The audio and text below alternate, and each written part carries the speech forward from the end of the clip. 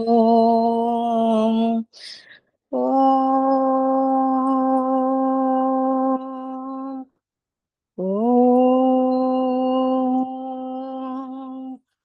ఓం భూర్భువస్వః తత్సవితుర్వరేణ్యం భర్గో దేవస్య ధీమహి ధియో యో నః ప్రచోదయాత్. ఓం అసతో మా సద్గమయ తమసో మా జ్యోతిర్గమయ మృత్యోర్మా అమృతం గమయ. ఓం సహనావతు సహనౌ భునక్తు సహ వీర్యం కరవావహై తేజస్వినావధీతమస్తు మా విద్విషావహై. ఓం శాంతి శాంతి శాంతి. నమస్తే అమ్మ, అందరికీ నమస్తే.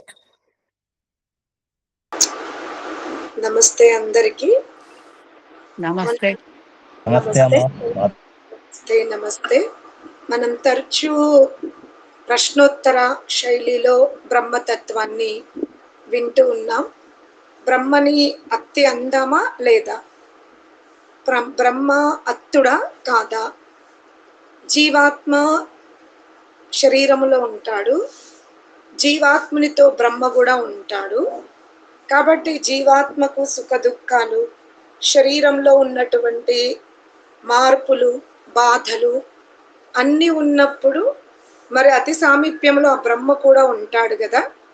సామీప్యములో ఉన్నప్పుడు ఇప్పుడు మనము వంట చెయ్యక్కర్లే, వంట చేస్తున్నటువంటి ఆ తల్లిని, ఇప్పుడంటే మనకు కరెంట్ కుక్కర్లు, గ్యాస్ పొయ్యిలు వచ్చినవి, కానీ ఒకసారి ఊహించుకోండి, తల్లి కట్టెల పొయ్యి మీద వంట చేస్తుంది. పసిపిల్లవాడు వచ్చి అమ్మ ఒడిలో పడుకుంటూ ఉంటే ఆ వేడి తల్లికి తగులుతుంది, అలాగే ఒడిలో పడుకున్న పసిపిల్లవాడికి కూడా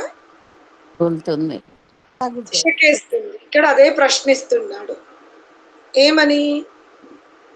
సామీప్యములో ఉన్నప్పుడు అక్కడ పిల్లవాడికి ప్రయోజనం లేదు వంటతో, కానీ అమ్మ ప్రేమను పొందాలి అంటే, అమ్మ ఒడిలో తల పెట్టాలి అనుకుంటే పిల్లవాడు కూడా ఎక్కడో ఒక దగ్గర ఆ కొంత వేడిని భరిస్తున్నాడు కదా.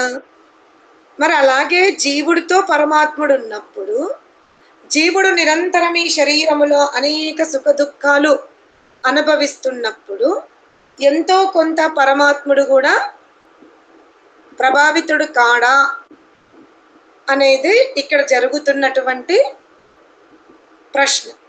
అందుకని ఏమంటాడు, ప్రకరణాచ్య. ఈరోజు మన సూత్రం 10వ సూత్రము ప్రకరణాచ్య. ప్రకరణము వలన అత్తా పదము అంటే అత్త అనే పదము బ్రహ్మవాచకమే కదా. మరి బ్రహ్మవాచకమైనప్పుడు, బ్రహ్మకే సంబంధించింది అన్నప్పుడు సాంసారిక హర్షశోకములు జీవునికి ఎలా వర్తిస్తవి, పరమాత్మునికి ఎందుకు వర్తించవు అనేది సంశయాన్ని చెప్తున్నాడు ఒక శిష్యుడు. దానికి ఋషి చక్కగా చెబుతూ ఇలా చెప్తున్నాడు, ఒక సామాన్య మానవుడు, అనుభవము లేనటువంటి గృహస్థ జీవితంలో ఉన్నటువంటి నూతన వధూవరులు, ఆ సమూహాన్ని కూడా మనం దృష్టిలో పెట్టుకొని, అలాగే కొన్ని సంవత్సరాల నుండి ఆ గృహస్థములో ఉన్నటువంటి ఆ తల్లిదండ్రుల్ని, అలాగే వారికంటే ఇంకా ముందు ప్రవేశించిన గృహస్థ విభాగాన్ని తీసుకుంటే,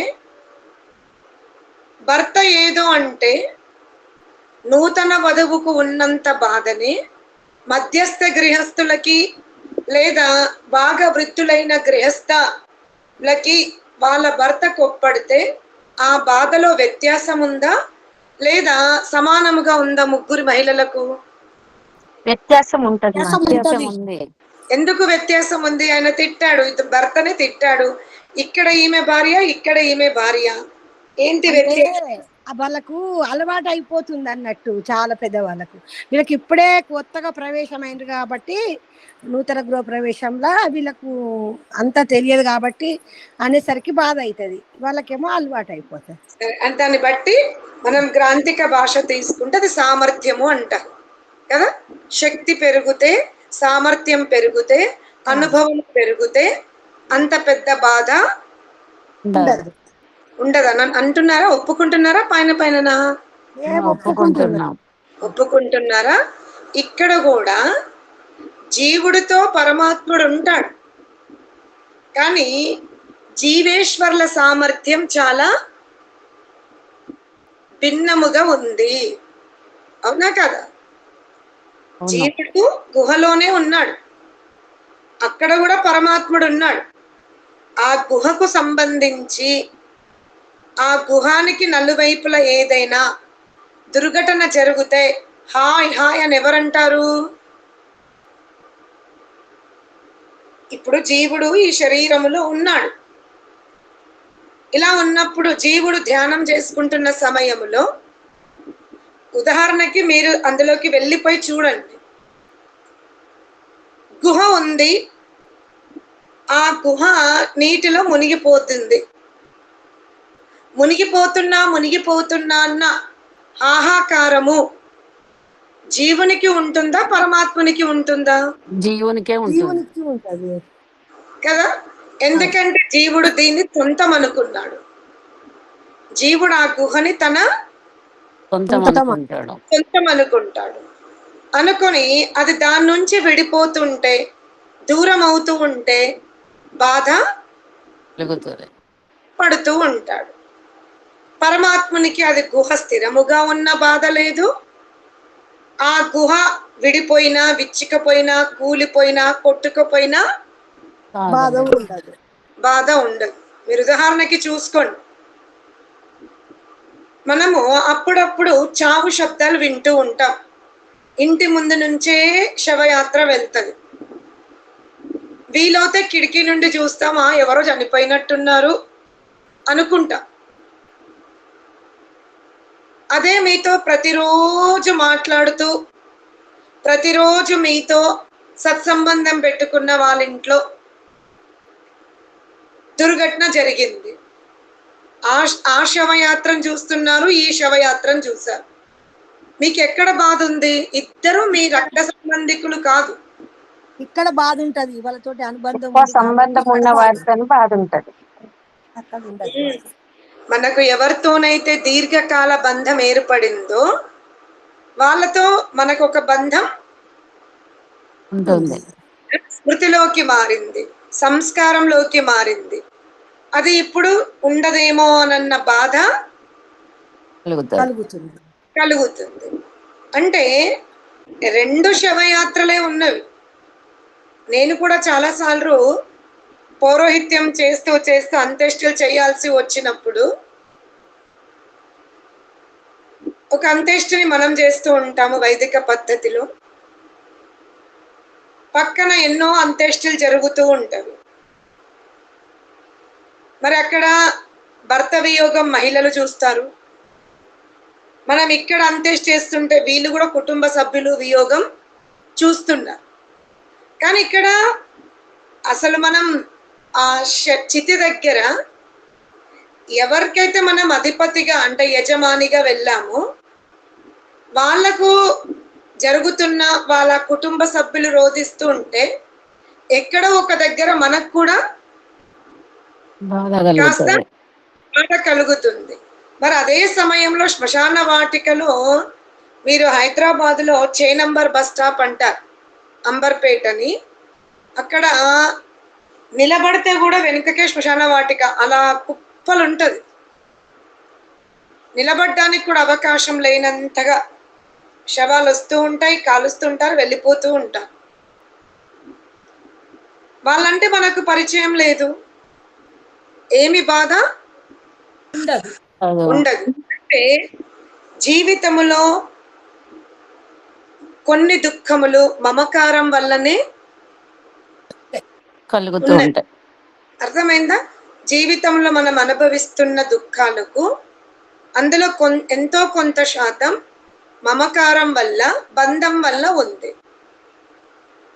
మనకి మమకారమే బంధమే లేదనుకోండి, బాధనే ఉండదు. బాధనే ఉండదు. ఉండదు. అందుకనే జీవుడితో పరమాత్ముడు నిరంతరం ఉంటాడు, కానీ అతనికి జీవుని పట్ల మమకారము లేదు, జీవుని పట్ల పరమాత్మునికి బంధము లేదు. లేదు. అర్థమైందా? నిజంగా జీవుడికే పరమాత్ముని పట్ల మమకారం ఉంటుంది, జీవుడికే పరమాత్ముని పట్ల బంధం ఉంది. అందుకని సనోబంధు అంటాడు. ఏమంటాడు? సనోబంధు అంటాడు. త్వమేవ మాత త్వమేవ పిత అంటాడు. కానీ పరమాత్ముడు ఎక్కడా నీవే నా బిడ్డవు అనడు. జీవుడు మాత్రం పరమాత్ముని నీవు నావాడివి నావాడివి నావాడివి అంటాడు. పరమాత్ముడేమో నేను అందరు వాడినై అంటాడు. అవునా కదా? పరమాత్మునికి విజయమ్మ ఆత్మన్న అంతే ప్రేమ, ఉమమ్మ ఆత్మన్న అంతే ప్రేమ, అర్ణక్క ఆత్మన్న అంతే ప్రేమ, జిల్ల పురుగులో ఉన్న ఆత్మన్న కూడా అంతే ప్రేమ. కానీ మనకి మాత్రం పరమాత్ముని పట్ల మన లైఫ్ సాఫీగా సాగితే దేవుడికి దండం పెట్టుకుందాం, ఆయన వల్ల మంచి అయిందంటాం. అనుకోకుండా కష్టాలు వస్తే నేను ఏం తక్కువ భక్తి చేశానని ఇన్ని కష్టాలు పెట్టాడు. అర్థమైందా? అది కూడా దేవుడి మీద అధికారము ప్రీతి ఉండే తిట్టుకుంటా. నేను నీకు ఏం తక్కువ అభిషేకాలు చేశానని ఇంత కష్టపెట్టావయ్యా అంటాం. అది స్వామిత్వ స్నేహపూరిత అధికారం ఉన్నా కూడా ప్రశంసించేవాడు కూడా జీవుడే, గులుక్కునేవాడు కూడా జీవుడే. జీవుడు. పరమాత్ముడు మాత్రం మీరు వజ్ర వైడూర్యాలు పెట్టండి, మంచి కంఠముతో గానం చెయ్యండి, అతనికి మీరు వశపరుచుకునే అవకాశమే లేదు. అందుకని ఏమంటున్నాడు?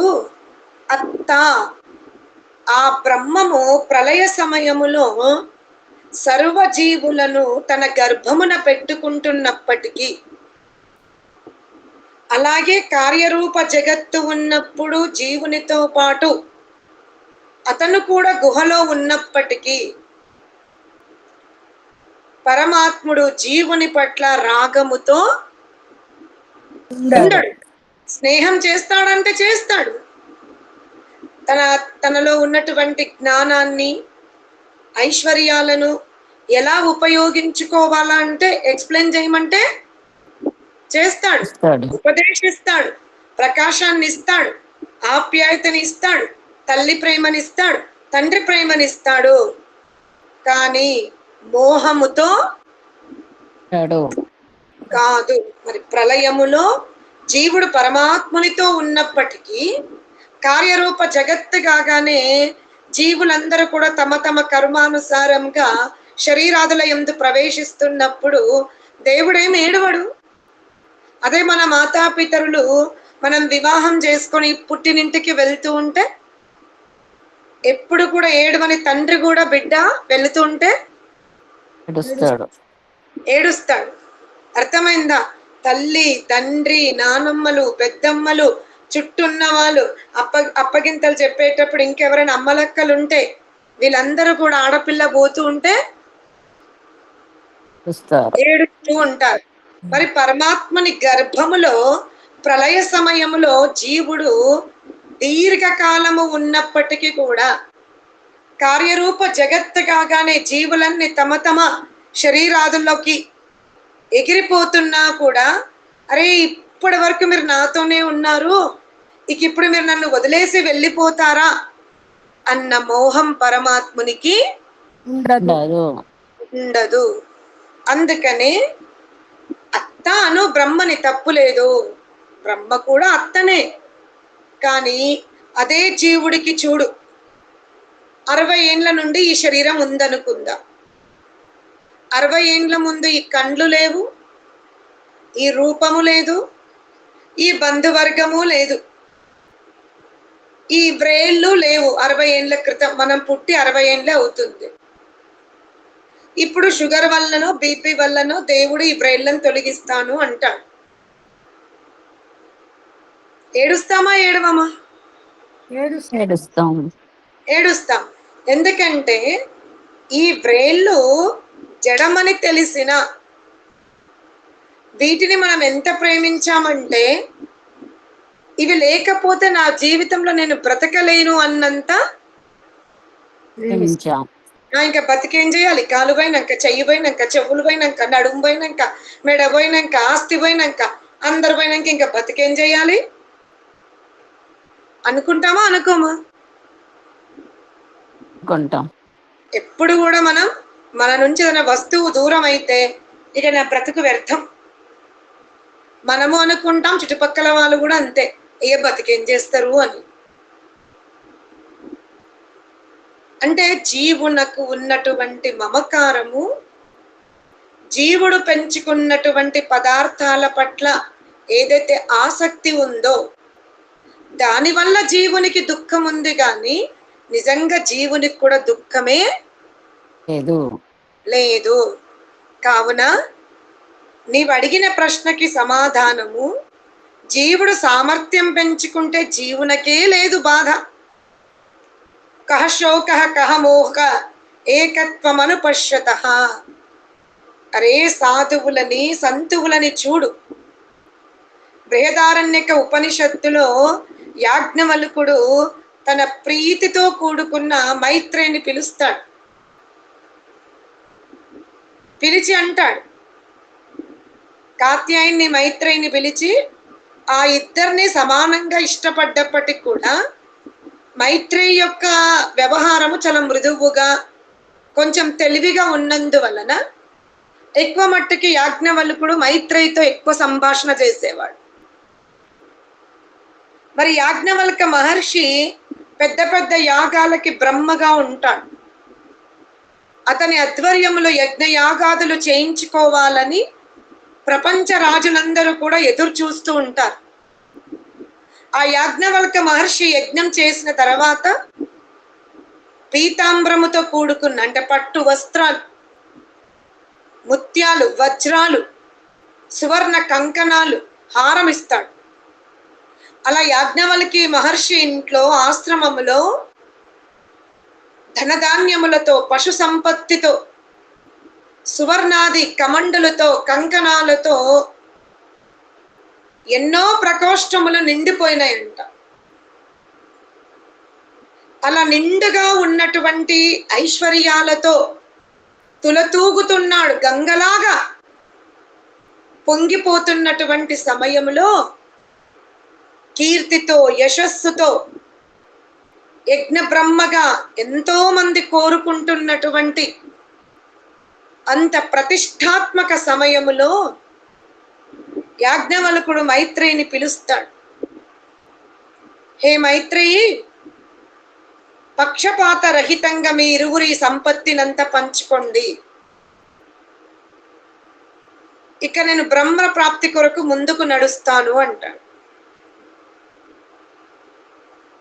యాజ్ఞవల్క మాట విన్న తర్వాత మైత్రేయి తన భర్తతో అడుగుతుంది, మీరు ఉత్తమోత్తమ కర్మలు చేసి ప్రతిష్టను సంపాదించుకుని దాన దక్షిణాలను ఎంత పుష్కలంగా సంపాదించుకున్నారు. ఏనాడైనా నేను కానీ కాత్యాయనిక నిన్ను బాధ పెట్టామా? శిష్యులు మీకు అనుకూలంగా ఉన్నారు, ప్రజలంతా మిమ్మల్నే కోరుతున్నారు. భారీగా మేమిరువురం నిన్ను కష్టపెట్టడం లేదు. శిష్య పరంపర అద్భుతంగా నీకు అనుకూలంగా ఉంది. ప్రజలు మీ యాజమాన్యాన్ని ఇష్టపడుతూ ఉన్నారు. ఇంత సుఖముని వదులుకుని ఎక్కడికయ్యా నువ్వు వెళ్తున్నావు అని అడిగింది మైత్రేయి. ఆ బ్రహ్మను పొందాలి అన్నా, ఆ బ్రహ్మ సాక్షాత్కారాన్ని నేను సంపాదించుకోవాలి అంటే నాకు మీరే కదా అడ్డుగా ఉన్నారు అంటాడు.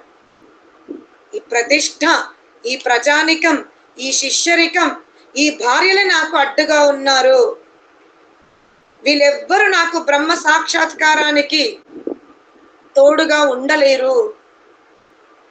మీరు నాకు సుఖాన్ని ఇస్తున్నారు, దుఃఖం ఇవ్వట్లేదు, సత్యమే. కానీ బ్రహ్మ లాంటి ఆనందాన్ని కూడా మీరు ఇవ్వలేరు. అందుకే మైత్రేయి ఆ బ్రహ్మ ఆనందము కొరకు, బ్రహ్మ సాక్షాత్కారము కొరకు నేను వీటన్నింటిని కూడా త్యజిస్తాను అంటాడు. అంటే యాజ్ఞవల్క మహర్షి లాంటి వారే ప్రకోష్టములు నిండిపోయినటువంటి సంపత్తిని, అనుకూలముగా ఉన్నటువంటి భార్యలను, ఆ గురూజీ అనే గౌరవించే శిష్యులని, ప్రతిష్టతో ఉన్నటువంటి ప్రజానికాన్ని వదిలిపెట్టి బ్రహ్మ కోసం వెళ్తున్నాడు అంటే ఆ బ్రహ్మ ఎట్టిదో తెలుసుకో, ఆ బ్రహ్మ ఆనందము ఎట్టిదో గమనించు. ఎవని యొక్క రాజ్యములో యాజ్ఞవల్క మహర్షి లాంటి పురోహితులే లేరో, అతనికి సరిసమాన ప్రతిష్టను సంపాదించుకున్న బ్రహ్మనే లేనప్పుడు అయినా యాజ్ఞవల్కుడు బ్రహ్మత్వ స్థానాన్ని వదిలి బ్రహ్మ కోసం వెళ్తున్నాడు అంటే ఆ బ్రహ్మ సామర్థ్యం ఏంటో తెలుసుకో. అర్థమైందా? అంటే జీవితంలో మనం చిన్నవి తీరకపోతేనే, చిన్నవి లభించకపోతేనే ఉదయం నుండి రాత్రి వరకు కళ్ళు ఉబ్బిపోయేలాగా ఏడుస్తాం. ఇంట్లో పిల్లల్ని చూడండి, వాడు ఏడ్చి గొంతు తడబడిపోతుంది, ఆరిపోయింది, ఎక్కి ఏడ్చి అలసిపోయి నిద్రపోతాడు. ఎందుకు ఏడ్చాడంటే వాడు అడిగిన బొమ్మ 100 రూపాయలు ఉంటుంది. అది మనకు అర్థమైంది. 100 రూపాయల బొమ్మ కోసం ఏం ఏడ్చాడు. ఎందుకంటే తల్లికి సామర్థ్యము వలన, బుద్ధి వికాసము వలన బాలుడు ఏడ్చిన బొమ్మ మన నిత్య జీవితంలో ఆవగింజతో సమానము అని తల్లి నవ్వుకుంటుంది బాలుడు యొక్క ఆ ప్రవర్తనని చూసి. ఎందుకంటే జీవితంలో బొమ్మనే ప్రధానం కాదు, అది భాగం కూడా కాదు. చిన్నపిల్లలు ఏ బొమ్మల కోసమైతే ఏడుస్తారో వివేకవంతురాలైన తల్లికి తెలుసు, వాడు ఆ బొమ్మల కోసమే పుట్టలేదు. 2 రోజులైతే స్కూల్ తెరిస్తే ఈ బొమ్మలన్నీ అటక మీద వెయ్యాలి అని తల్లికి అవగాహన ఉంది. కానీ పిల్లవాడికి బొమ్మనే ప్రపంచం. తినడం మానేశాడు, తల్లి దగ్గర పొద్దుటి నుండి రాత్రి వరకు ఏడుస్తూనే ఉన్నాడు. అలాగే ఎలా తన బిడ్డల యొక్క అజ్ఞానాన్ని చూసి తల్లి నవ్వుకుంటుందో, తనకు కావలసిన వారితో ఏడ్చి పడుకున్నాడమ్మా అని వాళ్ళ అమ్మకి చెప్తుంది. ఆ బొమ్మ కోసం ఏడవడం ఏందమ్మా, వాడు కూడా ఎన్ని బొమ్మలు లేవు, మళ్ళీ స్కూల్ తెరిస్తే అవన్నీ వేస్ట్ అయిపోతాయి అని ఎలా అనుకుంటాము మనము. జ్ఞానులు, తపస్సులు, యోగులు, యోగ పుంగవులు బ్రహ్మతత్వాన్ని పొందిన తర్వాత, బ్రహ్మ ఆనందాన్ని తమ హృదయ గూటిలో సాక్షాత్కారం చేసుకున్న తర్వాత ఆ యోగులకు కూడా మనలాంటి వాళ్ళని చూసినప్పుడు అసలు వీళ్ళు ఎందుకు ఏడుస్తున్నారు, వీళ్ళ జీవితంలో ఈ రోజు వాళ్ళు దేనికోసమైతే ఎక్కెక్కి ఏడుస్తున్నారో, భర్త అనే బొమ్మ, భార్య అనే బొమ్మ, యశస్సు అనే వీటి కోసం ఇంత బాధపడుతున్నారే, అవి ఏదో ఒక రోజు వాళ్ళ నుండి దూరం అయ్యేటివే కదా. పసిపిల్లవాడు బొమ్మ కోసం ఏడుస్తున్నట్టు మనము అనుబంధం పెంచుకున్న వాళ్ళ కోసం ఏడుస్తాం. పసిపిల్లవాడి ఏడుపు మనకు ఎలా నవ్వు అంటే వ్యంగాత్మకంగా, వీడు ఎంత అజ్ఞాని, వీడు ఎంత బాలుడు, పిచ్చోడు కాకపోతే ఏందట అని మనం ఎలా ఆ ఏజ్ సామర్థ్యమా అవగాహన సామర్థ్యముతో తల్లికి పిల్లవాడు ఎలా ఉన్నాడో తపస్సులకు యోగులకు కూడా మనమున్నటువంటి భోగ జీవనము చూసి అరే చిన్న చిన్న కష్టాలకు ఆత్మతత్వాన్ని తెలుసుకోకుండా బ్రహ్మ సాక్షాత్కారాన్ని పొందకుండా నాకు దేవుడు ఇది ఇవ్వలే, నాకు దేవుడు అది కొని ఇవ్వలే, దేవుడు నా నుండి ఇది దూరం చేశాడు, అది దూరం చేశాడని ఏడుస్తూ ఏడుస్తూ ఆ విలువైన బ్రహ్మ సాక్షాత్కారం నుండి దూరం అవుతున్నాడే అని ఋషి పుంగవులు కూడా మనలాంటి అజ్ఞానులను చూసి ఇలాగే స్పందిస్తారు. అందుకనే అన్యత్ర ధర్మాత్ అన్యత్ర తాధర్మాత్ అన్యతస్మాత్ కృతకృతాత్ అన్యత్ర భూతాచ భవ్యచ్చ యత్తత్ పశ్యసి తద్వదా. ఓ నచికేత, నిజముగా ధర్మాధర్మములు, చేయవలసిన పనులు, చేయకూడని పనులు, భూతము భవిష్యత్తు ఇవన్నీ కూడా జీవాత్మకే వర్తిస్తవి కానీ బ్రహ్మకు వర్తించవు. బ్రహ్మ ఈ హృదయపు గూటిలో ఉన్నాడు. ఎవరి కోసం ఉన్నాడు? అతనికి వర్షం పడితే తడుస్తానో, ఎండగొడితే వేడెక్కువవుతుందనో, చలి బాధ తట్టుకోలేకనో, ఆకలికి పదార్థాలు భూమి మీద దొరకవనో, శ్రమించవలసి వస్తుందని భిక్షగాడుగాను జీవుడు ధరించుకొని ఉన్న గుహలో లేడు. అతను ఎండకి వానకి చలికి ఆకలి దప్పికలకు ఒంటరి వాడని ఆ సుఖము కొరకు ఈ గుహలో లేడు.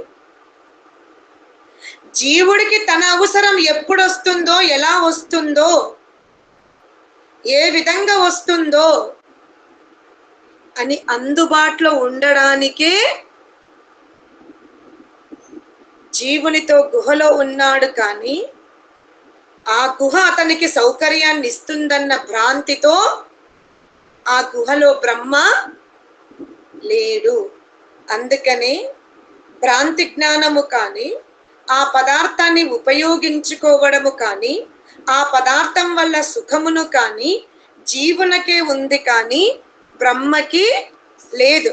అందుకని లాభ నష్టాలు ఇవన్నీ కూడా జీవునికి సంబంధించినవే కానీ బ్రహ్మకు సంబంధించినవి కాదు అంటారు. ఓం శాంతి శాంతి శాంతి.